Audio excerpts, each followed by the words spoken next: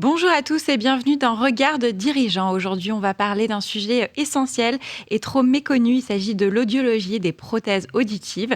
Saviez-vous qu'il existe un centre unique en son genre en Espagne qui rassemble des centaines d'étudiants depuis 2016? On parle de plus de 1000 étudiants. C'est donc un acteur clé de la formation en audiologie. Alba, bonjour. Bonjour Claire. Vous vous occupez donc de MOP Audio, ce centre de formation spécialisé en audiologie. Est-ce que vous pouvez m'en parler? Bien sûr, c'est un plaisir d'être ici pour vous parler de MOP Audio. C'est un centre en Espagne, on est situé à Madrid, et spécialisé, dédié à la formation en audiologie et prothèses. On délivre le diplôme espagnol, qui est un diplôme européen, donc reconnu dans les différents pays, comme notamment la France, la Belgique, le Luxembourg, mais aussi en dehors de l'Europe. On a aussi des élèves marocains, algériens, et on est vraiment fiers. Qu'est-ce qui en fait un centre unique en son genre aujourd'hui en Espagne? Que nos salles sont remplies d'élèves venus de 6 différents horizons. Okay. On est très fiers de ça, de la singularité. Nous sommes un centre international, mais dédié en exclusif à la formation en audiologie et prothèses. Ok. Et à qui s'adressent donc ces formations? Il faut un diplôme en particulier pour pouvoir venir dans votre école? Pour accéder à l'école, il faut avoir le diplôme du bac, qu'on doit faire homologuer au système éducatif espagnol. Ok, d'accord. Il y a beaucoup de Français? Il y a énormément de Français. Pourquoi il y a énormément de Français? Quand on a démarré le projet, il y a plus de 12 ans, on n'aurait jamais imaginé. C'est un énorme succès auprès du public français. Ouais. Il y a 8 ans, un premier élève est arrivé, il s'est investi et a décidé d'étudier des études pour les faire valider en France. Après ce premier élève, il y a eu 4, 30, 50.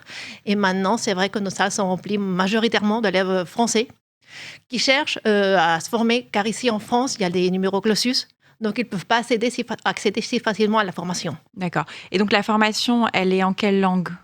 La formation est en français. La formation est en français. On a démarré en espagnol, donc, mais vu le succès, on a dû développer tout D'accord, vu l'engouement, vous avez dû développer le marché français. Ok, donc les Français vont se former là-bas, reviennent potentiellement après en France. Bien sûr. Et il y a un équivalent à...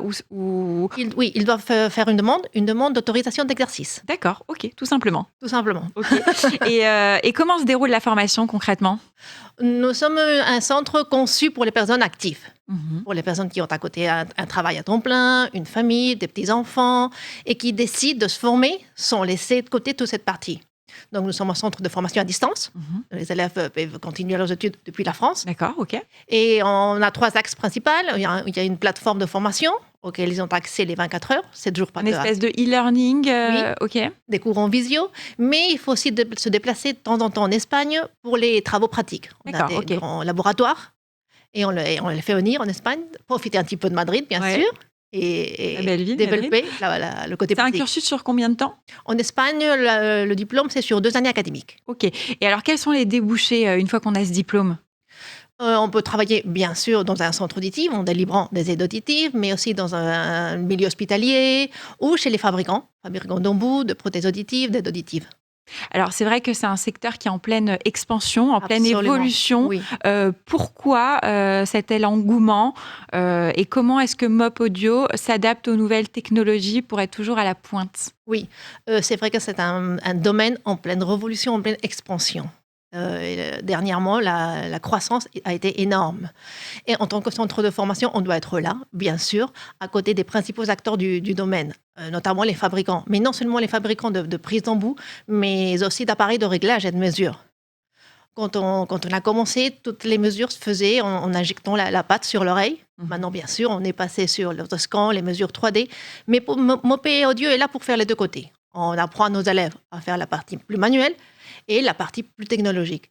Et sans oublier jamais le côté humain de cette profession. Il ne faut pas oublier que les audioprothésistes sont là pour redécouvrir les sons du monde que les personnes avaient complètement oubliés. Oui, c'est quelque chose de magique. En fait, on redonne un sens, un des sens importants de l'homme aux gens qui n'entendent plus. Oui, parce qu'on est très habitué parfois à voir les vidéos sur Internet des petits bébés auxquels on pose un implant cochléaire et ils écoutent pour la première fois la voix de leur maman. Mais il ne faut pas oublier les personnes âgées qui ont oublié, par exemple, le chant des oiseaux, le son du vent dans les branches d'un arbre. Et c'est grâce aux aides auditives et aux métiers de l'audioprothèse qu'ils vont redécouvrir toute cette partie qu'ils avaient oubliée. Et comment est-ce que vous expliquez que c'est en pleine expansion?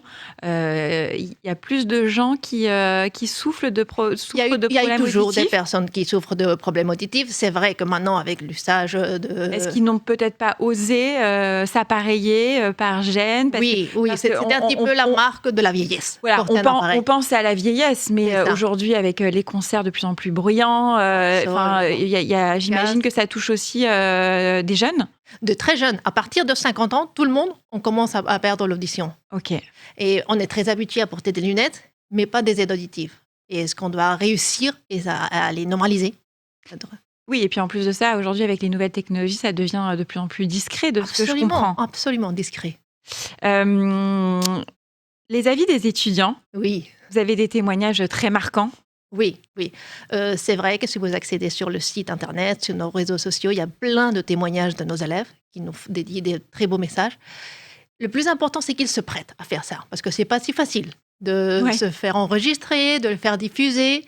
Donc, je profite que je suis ici pour tous les remercier de si jolis mots qu'ils nous Est-ce que offrent. vous avez des témoignages, marquants, d'étudiants en particulier, de parcours atypiques?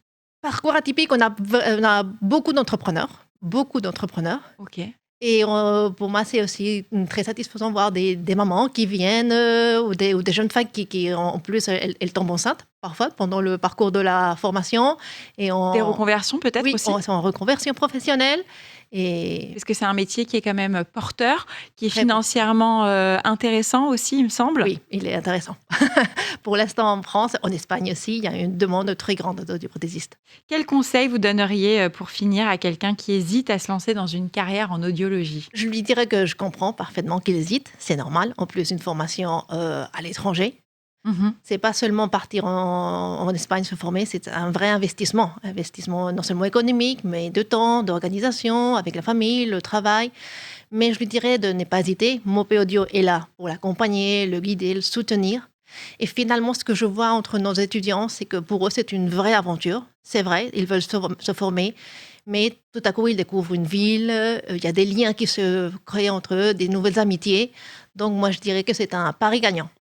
Et quelles sont les opportunités une fois qu'on a, son diplôme? Quelle est la voie, prédestinée? Ben, ou bien travailler en tant que salarié dans une des enseignes ou ouvrir son propre centre auditif parce que c'est vrai qu'il y a des régions encore qui en ont Mmh. vraiment, vraiment besoin. Merci beaucoup, Alba, pour cet, Merci à toi, éclairage Clara. sur un secteur, qui est, très crucial et important, qui est la santé auditive. Merci. Merci pour cet échange. C'était un véritable plaisir.